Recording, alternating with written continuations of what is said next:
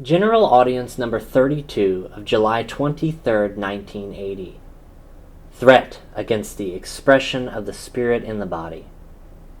The human body in its original masculinity and femininity, according to the mystery of creation, as we know from the analysis of Genesis chapter 2, verse 23 to 25, see especially TOB Audience 15, paragraph 1, is not only a source of fruitfulness, that is, of procreation, but has from the beginning of spousal character, that is, it has the power to express the love by which the human person becomes a gift, thus fulfilling the deep meaning of his or her being and existence. In this, its own distinctive character, the body is the expression of the spirit, and is called in the very mystery of creation to exist in the communion of persons in the image of God. Now, the concupiscence that comes from the world, the concupiscence at stake, is directly that of the body, limits and deforms this objective mode of existing of the body in which man has come to share. The human heart experiences the degree of this limitation or deformation, above all in the sphere of the reciprocal relations between man and woman. Precisely in the experience of the heart, femininity and masculinity and their mutual relations seem to be no longer the expression of the spirit that tends toward personal communion, and are left only as an object of attraction, in some sense as it happens in the world of living beings, which, like man, have received the blessing of fruitfulness. See Genesis 1. Such a similarity is certainly contained in the work of creation. Genesis 2 also confirms this, especially verse 24. However, already in the mystery of creation, what constituted the natural, somatic, and sexual substratum of that attraction fully expressed the call of man and woman to personal communion. After sin, on the contrary, in the new situation about which Genesis 3 speaks, this expression grew weak and dark, as if it had been absent in the shaping of reciprocal relations, or as if it had been driven back to another level. The natural and somatic substrate of human sexuality manifested itself as a quasi-self-generating force marked by a certain constraint of the body, operating according to its own dynamics, which limits the expression of the spirit and the experience of the exchange of the gifted person. The words of Genesis 3:15 addressed to the woman seem to indicate this quite clearly. Your desire shall be for your husband, but he will dominate you. The human body in its masculinity and femininity has almost lost the power of expressing this love in which the human person becomes a gift, in conformity with the deepest structure and finality of his or her personal existence, as we've already observed in our earlier analyses. See TOB Audience 15, paragraph 1, and Audience 32, paragraph 1. If we do not formulate this judgment here in an absolute way, but add the adverb almost, quasi, we do so because the dimension of gift, that is, the power to express the love by which man through his femininity or masculinity becomes a gift for another, has in some measure continued to permeate and shape the love born in the human heart. The spousal meaning of the body has not become totally foreign to that heart.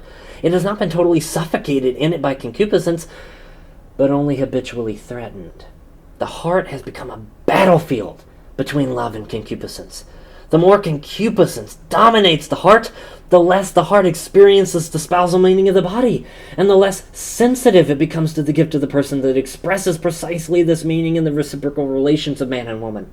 Certainly, even that desire about which Christ speaks in Matthew 5:27-28 appears in many forms in the human heart. It is not always plain and obvious. Sometimes it is concealed, so that it passes itself off as love, although it changes love's authentic profile and obscures the transparent clarity of the gift in the reciprocal relationship of persons. Does this mean that we should distrust the human heart? No! It is only to say that we must remain in control of it. Loss of the freedom of the gift. The image of the concupiscence of the body that emerges from the present analysis has a clear reference to the image of the person with which we connected our earlier analyses on the subject of the spousal meaning of the body. In fact, as a person, man is the only creature on earth which God willed for itself, and at the same time the one who cannot fully find himself except through a sincere gift of self. Gaudium et spes 24:3. Concupiscence in general, and the concupiscence of the body in general, attacks precisely this sincere gift. It deprives man, one could say, of the dignity of the gift, which is expressed by his body through femininity and masculinity, and in some sense depersonalizes man, making him an object for the other. Instead of being together with the other, a subject in unity, or better in the sacramental unity of the body, man becomes an object for man, the female for the male, and vice versa. The words of Genesis 3:16 and before them of Genesis 3:7 bear witness to this change with full clarity of contrast when compared to Genesis 2 verses 23 to 25. By violating the dimension of the mutual gift of the man and the woman, concupiscence also casts doubt on the fact that each of them is willed by the Creator for himself. The subjectivity of the person gives way in some sense to the objectivity of the person.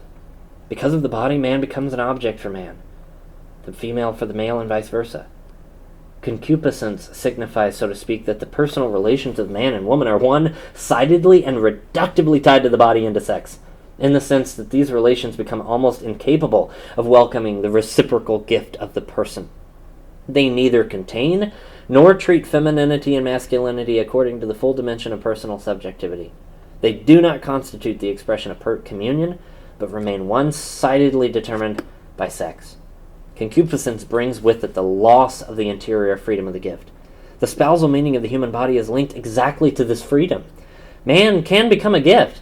That is, man and woman can exist in the relationship of the reciprocal gift of self if each of them masters himself.